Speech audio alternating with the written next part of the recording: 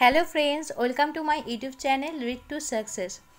আজকে NSU Yuji first year English compulsory paper AEEG 12 এই পেপারের একটা টপিক নিয়ে চলে এসেছি, অ্যান ইন্ডিয়ান পিলগ্রিম। এটা অথর হলেন নেতাজি সুভাষচন্দ্র বোস। তো কেউ ভিডিওটি স্কিপ করবে না, সবাই পুরো ভিডিও দেখবে, না হলে বুঝতে পারবে না। সবার আগে বলে রাখি, যারা আমার চ্যানেলে নতুন আছো আমার এই ইউটিউব চ্যানেলটা অতি অবশ্যই সাবস্ক্রাইব করে রাখো এরকম সামারি ভিডিও পাওয়ার জন্য। তো চলে আসি আমরা টেক্সটে। ফার্স্ট প্যাসেজে কবি বলছেন যে একদিন সন্ধ্যাবেলায় যখন আমার বাবা কলকাতায় ছিলেন, তিনি আমার জন্য একটি খবর পাঠিয়েছিলেন এবং আমি দেখেছিলাম আমার ভাই শরতের সঙ্গে তিনি কিছু ডিসকাস করছিলেন প্রাইভেটলিভাবে। এখানে ক্লোজেটেড মানে প্রাইভেটলিভাবে কিছু ডিসকাশন করা। তো তিনি আমাকে জিজ্ঞেস করেছিলেন, তিনি মানে কবির বাবা, তিনি আমাকে জিজ্ঞেস করেছিলেন যে আমি ইন্ডিয়ান সিভিল সার্ভিস পড়ার জন্য ইংল্যান্ডে যাব কি না। যদি আমি এই ব্যাপারে রাজি থাকি তাহলে যত তাড়াতাড়ি সম্ভব আমাকে জানাতে হবে, এবং আমাকে 24 আওয়ার্স দেওয়া হয়েছিল আমার মাইন্ড সেট আপ করার জন্য।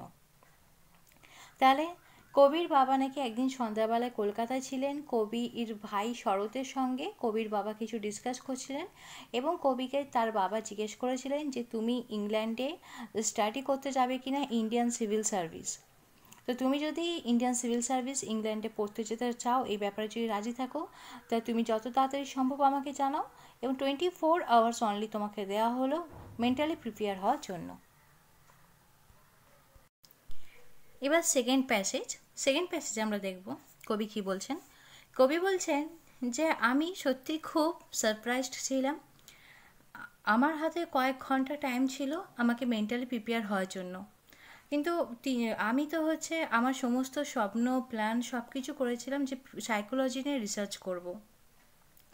খুব কেয়ারফুলিভাবে আমাকে ডিসিশন নিতে হবে, কিন্তু আমি সাইকোলজি কোম্পানিতে পার্টিসিপেট করতে পারবো না, তার জন্য আমি কোনো দুঃখ করব না। কিন্তু আমাকে ইন্ডিয়ান সিভিল সার্ভিস জয়েন করতে হবে, এবং সেই ব্রিটিশের আন্ডারে আমাকে মানে ব্রিটিশ গভর্নমেন্টের আন্ডারে আমাকে জব করতে হবে, এটা আমি স্বপ্নেও কোনো দিন ভাবিনি। কিন্তু আমি এত কম টাইমে কিভাবে আইসিএস এক্সাম আমি পাস করব। আমার হাতে বেশি সময় নেই, শুধুমাত্র 8 মাস পড়ে আছে। ইংল্যান্ডে যাব, সেখানে আবার সেটেল ডাউন হতে হবে, তার জন্য কিছু টাইম ওয়েস্ট হবে। মাত্র 8 মান্থ আমার হাতে আছে। তো আমি কি করে পাস করবো এই এক্সাম? কারণ আমার হাতে একবার শুধু চান্স আছে, কারণ আমার বয়সও হয়ে যাচ্ছে। তো আমি যদি এই এক্সাম কোনোভাবে পাস করে যাই, তারপরে আমি ডিসিশন নেব যে আমি কি করব। তাহলে এই সেকেন্ড প্যাসেজ আমরা কি দেখব, যে কবি বলছেন যে কবি সারপ্রাইজড হয়ে গেছিলেন এবং কবির হাতে মাত্র কয়েক ঘন্টা টাইম ছিল মেন্টালি প্রিপেয়ার হওয়ার জন্য। কবি স্বপ্ন দেখেছিলেন এবং তার সমস্ত কিছু প্ল্যান, স্বপ্ন সব কিছু ছিল সেই সাইকোলজি রিসার্চ নিয়ে। তো তিনি সেটা পার্টিসিপেট করতে পারবেন না, তার জন্য তিনি দুঃখ করবেন না। তিনি স্ট্রং ডিসিশন নিয়েছেন যে তাকে ইন্ডিয়ান সিভিল সার্ভিস তিনি জয়েন করবেন। কবি বলছেন যে তিনি কখনো ভাবতেই পারেননি, তার স্বপ্নেও তিনি কখনো ভাবেননি যে তাকে একটা সময় ইন্ডিয়ান সিভিল সার্ভিস জয়েন করতে হবে এবং সেখানে ব্রিটিশ গভর্নমেন্টের আন্ডারে জব করতে হবে। কবি বলছেন যে তিনি কিভাবে এক্সামটা কোয়ালিফাই করবেন। আইসিএস এক্সামিনেশনের জন্য মাত্র 8 মাস টাইম আছে, আবার তিনি সেখানে ইংল্যান্ডে গিয়ে সেটেল ডাউন হবে, তার জন্য কিছু টাইম ওয়েস্ট হবে। আবার কবির বয়স হয়েছে, যে এমনি কোনো এক্সাম কোয়ালিফাই করার জন্য একটা ক্রাইটেরিয়া থাকে, কোনো এক্সাম দেওয়ার জন্য ক্রাইটেরিয়া থাকে, এজ ক্রাইটেরিয়া। তো সেখানে এজ ক্রাইটেরিয়ার সঙ্গে কবির বয়স হয়ে যাচ্ছে, তাই মাত্র এই একটা চান্স আছে এক্সামে বসার। তো কবি বলছেন কোনোভাবে যদি এই এক্সামটা একবার পাস করে যাই, তারপরে আমি ডিসাইড করব যে কি করব পরে। তো এবার চলে আসবো থার্ড প্যাসেজে। কবি বলছেন 1 সপ্তাহ নোটিশে আমাকে ছেড়ে চলে যেতে হবে, আমাকে সমুদ্র যাত্রা করতে হবে। আমার একটা বড় প্রবলেম ছিল পাসপোর্ট নিয়ে, কিন্তু একজন বেঙ্গলের মতো একটা জায়গায়, যেখানে একজন সিআইডি একজনকে পাসপোর্টের জন্য মার্সি করে ছেড়ে দিয়েছিলেন, মানে বেঙ্গলের মতো একটা জায়গায়, কবি বলছেন। তো কবির একজন দূর সম্পর্কের রিলেটিভ ছিলেন, যিনি ছিলেন পুলিশ অফিসার, তিনি হাইয়েস্ট র্যাঙ্কে ছিলেন। তো তিনি পুলিশ হেডকোয়ার্টারে কবিকে পরিচয় করে দিয়েছিলেন, এবং 6 মাসের মধ্যে কবির পাসপোর্ট চলে আসেন। সত্যি একটা আশ্চর্যজনক ব্যাপার। তাই থার্ড প্যাসেজ আমরা কি দেখলাম, কবি বলছেন যে একটা শর্ট নোটিশ এসেছে, 1 সপ্তাহের মধ্যে কবিকে যেতে হবে, সমুদ্র যাত্রা করে যেতে হবে। কিন্তু কবির একটা বড় প্রবলেম ছিল পাসপোর্ট নিয়ে। কিন্তু একজন সিআইডি একজন ব্যক্তিকে দয়া করে ছেড়ে দিয়েছিলেন পাসপোর্টের জন্য, কিন্তু কবিকে যে ছাড়বেন তার তো কোনো ব্যাপার নেই, সেটা রিস্ক কী করে নেবেন। তো কবি সেটা নিয়ে একটু প্রবলেমে ছিলেন পাসপোর্ট নিয়ে। তো কবির একজন দূরসম্পর্কের রিলেটিভ, যিনি একজন হাইয়েস্ট র্যাঙ্কে ছিলেন পুলিশ অফিসারের, তিনি পুলিশ হেডকোয়ার্টারে কবির পরিচয় করিয়ে দেন এবং কবির মানে কবির যে পাসপোর্ট সেটা 6 মাসের মধ্যে কবির হাতে চলে আসে। এটা সত্যি একটা আশ্চর্যজনক ব্যাপার। এবার আমরা ফোর্থ প্যাসেজে চলে আসি। কবি বলছেন যে কবি এবার নিজের ক্ষমতায় কিছু করেছেন। তো যখন কবি তার গ্রুপে লোকেদের সঙ্গে ডিসকাস করছিলেন ইংল্যান্ডে যাওয়ার ব্যাপারে, ইংল্যান্ডে জার্নির ব্যাপারে, তখন তারা কবির এই প্রজেক্ট বয় প্ল্যানে জল ঢেলে দিলেন। মানে কবির সমস্ত প্ল্যানে তিনি ওই গ্রুপের লোকেরা জল ফেলে দিলেন। ওই গ্রুপের লোকেরা বলছেন যে গ্রুপে নাকি অনেকজন মেম্বার এরকমও ছিলেন যারা প্রমিস করেছিলেন যে ইংল্যান্ড থেকে ইন্ডিয়াতে ফিরে আসবেন, কিন্তু তারা ইংল্যান্ডেই বিয়ে করে নিয়েছে, সেখানেই তারা সেটেল ডাউন হয়ে গেছে আর ইন্ডিয়াতে ফিরে আসেননি। কবি এটা বোঝাতে চাইছেন যে একজন যদি খারাপ পথে যায় তাতে কি যায় আসে। কবি এটা হচ্ছে অন্য কাউকে বোঝাতে চাইছেন, তার গ্রুপের অন্য সদস্যদের বোঝাতে চাইছেন, কিন্তু তারা কেউ এই কথাটা বুঝতে চাইছেন না। কবি তিনিও কিন্তু জেদি ছিলেন, তিনি কিন্তু জেদ ধরেছিলেন যে তিনি কিন্তু বলছিলেন, তিনি বারবার এক্সপেরিমেন্ট করার চেষ্টা করেছিলেন। আর তিনি বলছেন যে একজন যদি ওরকম হয়, একজন যদি খারাপ পথে চলে যায়, এই নয় যে একজনকে অনুসরণ করে বা একজনকে ফলো করে সবাই খারাপ পথে চলে যাবে। কবি বলছেন যে কবি বুঝতে পারছেন যে কয়েকদিন ধরে তার গ্রুপের লোকেদের সঙ্গে, গ্রুপ মেম্বার্সদের সঙ্গে তার সম্পর্কটা একটু খারাপ হয়ে যাচ্ছিল। তাই কবি সেখান থেকে উঠে চলে যান কিছু না বলে, কারণ সব কিছু একটা লিমিট থাকে। তো কবি ফিল করছেন এটা, কেউ কাউকে কিছু বলেননি, গ্রুপের লোকেরা কেউ কিছু কাউকে বলেননি, কিন্তু কবি এবং গ্রুপের লোকেরা ফিল করছে যে তাদের সম্পর্কটা বিচ্ছেদের পথে এসে গেছে। যেহেতু কবি তার নিজের লাইনে নিজে একটা মানে প্রস্তুতি করছে কেরিয়ার করার, সেই জন্য। তাহলে ফোর্থ প্যাসেজে বোঝা গেল কবি কি বলছেন। কবি বলছেন যে তিনি নিজের ক্ষমতায় এবার কিছু করেছেন, যখন তিনি তার ইংল্যান্ডে জার্নির ব্যাপারে তার গ্রুপ মেম্বার্সদের সঙ্গে ডিসকাস করলেন, তখন কিন্তু তার গ্রুপ মেম্বার্সরা তার প্ল্যানে জল ঢেলে দিল। তাদের একটাই বক্তব্য যে ইংল্যান্ডে যারা যায় তারা ফিরে আসে না, ওইখানেই বিয়ে করে সেটেল ডাউন হয়ে যায়। এরকম অনেক মেম্বার্স নাকি আগে প্রমিস করেছিল, তারা সত্যি আর যে ইংল্যান্ড থেকে ইন্ডিয়াতে আসবে, কিন্তু তারা সত্যি আর ইংল্যান্ড থেকে ইন্ডিয়াতে রিটার্ন আসেনি, বরং সেখানে বিয়ে করে সেটেল ডাউন হয়ে গেছিলেন। তো কবি বলছেন একজন খারাপ পথে গেলে যে সবাই যে খারাপ হবে তার কোনো মানে নেই, এইটা তিনি বারবার এক্সপেরিমেন্ট করতে চাইছিলেন অন্য মেম্বার্সদের।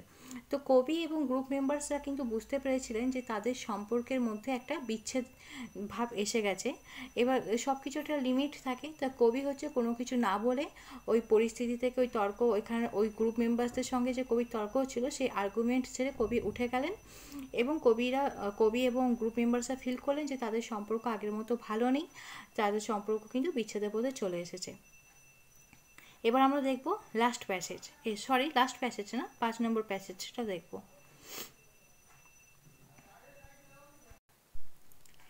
তারপর আমরা দেখব যে কবি ইংল্যান্ডে হায়ার স্টাডিজ করার জন্য হচ্ছে একজনের সঙ্গে দেখা করেছিলেন, যিনি ছিলেন প্রেসিডেন্সি কলেজের প্রফেসর।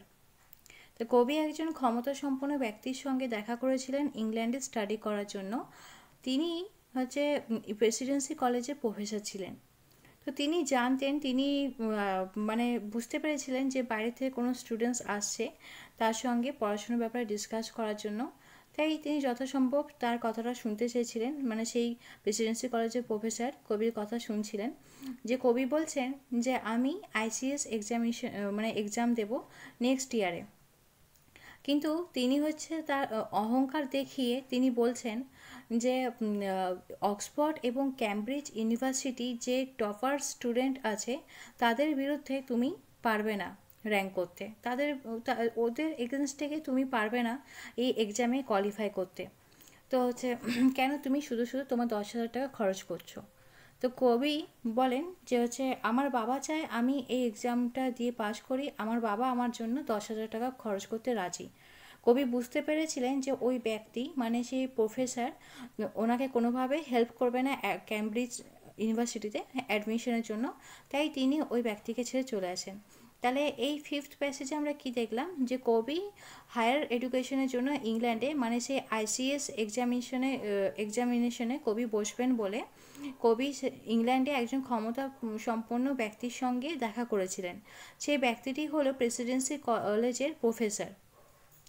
সেই প্রফেসর কবির কাছে যখন শুনলেন যে নেক্সট ইয়ারে তিনি আইসিএস এক্সামে বসবেন, তখন তিনি অহংকার দেখিয়ে বলেন যে অক্সফোর্ড এবং ক্যামব্রিজের যে টপার স্টুডেন্ট আছে ওদের সঙ্গে তুমি পাল্লাতে পারবে না, তুমি ওদের এগেনস্টে কিন্তু তুমি এই এক্সাম কোয়ালিফাই করতে পারবে না, কেন তুমি শুধু শুধু 10,000 টাকা খরচ করছো। কবিও কিন্তু বললেন যে আমার বাবা চান এই এক্সামে আমি পাশ করি, আমার বাবা আমার জন্য 10,000 টাকা খরচ করতে চান। এই বলে কবি চলে আসেন, ওনাকে ছেড়ে ওই জায়গা থেকে চলে আসেন, কারণ কবি বুঝতে পেরে গেছিলেন যে কবিকে তিনি কোনোভাবে হেল্প করবেন না সেই ক্যামব্রিজে অ্যাডমিশন নেওয়ার জন্য। এবার আমরা লাস্ট প্যাসেজে দেখব।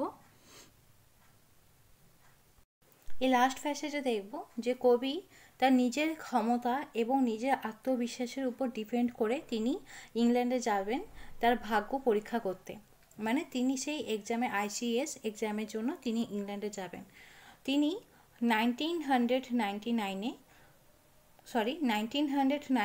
15 সেপ্টেম্বরে তিনি যাত্রা শুরু করেন। তাহলে আমরা লাস্ট প্যাসেজে কবি কি দেখলাম, যে কবি কিন্তু তার নিজস্ব যে কনফিডেন্স, তার নিজস্ব ক্ষমতার উপর কিন্তু বিশ্বাস রেখেছিলেন, তার জন্য তিনি ইংল্যান্ডে যাচ্ছেন সেই আইসিএস এক্সামের জন্য।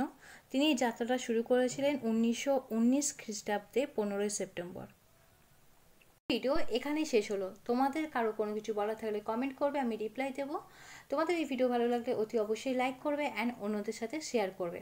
NSU Yuji first year, second year, third year তোমরা কেউ যদি মনে করো যে আমার কাছে অনলাইন কোচিং নেবে এবং স্ট্যান্ডার্ড নোটস কিনতে চাও, তাহলে ডিসক্রিপশন বক্সে দেওয়া হোয়াটসঅ্যাপ গ্রুপে তোমরা জয়েন করে গিয়ে আমাকে সেখানে ইনফর্ম করবে। অলরেডি ব্যাচ শুরু হয়ে গেছে, তো তোমাদেরকে খুব যত্ন সহকারে বেশ খুব ভালো করে পড়ানো হবে অনলাইন ব্যাচে যদি কেউ পড়তে চাও, কোচিং নিতে চাও। আর কেউ যদি নোটস কিনবে মনে করো যে টাইমের অভাবে কোচিং নিতে পারবে না, কেউ যদি মনে করো স্ট্যান্ডার্ড নোটস কিনবে, সেই নোটস আমার কাছে একদম অ্যাভেলেবেল। আমি নিজেই নোটস বানাই, একদম তোমরা ওই নোটস পড়লেই 90 থেকে 95% কোশ্চেন কিন্তু এক্সামে কমন পেয়ে যাবে। একদম এক্সাম ওরিয়েন্টেড ইম্পর্টেন্ট নোটস, ঠিক আছে? তো তোমরা আমার এই ভিডিও প্লেলিস্ট চেক করে দেখে নেবে, যে প্লেলিস্টে অনেক ভিডিও দেওয়া আছে যেগুলো আমার সাজেশন থেকে পড়ে স্টুডেন্টসরা এক্সামে কমন পেয়েছিল। তো তোমরা চাইলে কিন্তু যদি কেউ কোচিং নিতে চাও বা নোটস কিনতে চাও, অতি অবশ্যই ডেসক্রিপশন বক্সে দেওয়া হোয়াটসঅ্যাপ গ্রুপে আমাকে জানাবে।